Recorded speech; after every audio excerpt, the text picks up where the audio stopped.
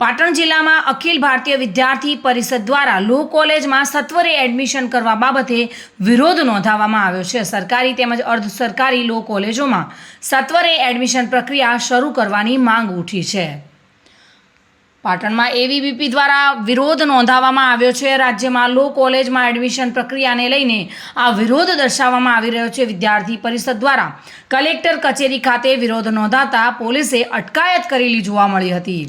પોલીસે વિરોધ કરતા વિદ્યાર્થી પરિષદના 15થી વધુ કાર્યકર્તાઓની અટકાયત કરી હતી અને અખિલ ભારતીય વિદ્યાર્થી પરિષદ દ્વારા લો કોલેજમાં સત્વરે એડમિશન કરવા બાબતે આ વિરોધ નોંધાઈ રહ્યો હતો અને ઘટના સ્થળે પોલીસ પણ પહોંચી હતી અને પોલીસે વિરોધ કરતા વિદ્યાર્થી પરિષદના 15 જેટલા કર્મચારીઓની અટકાયત કરી છે। પ્રવીણ યોગી સાથે bureau report, today Gujarati news.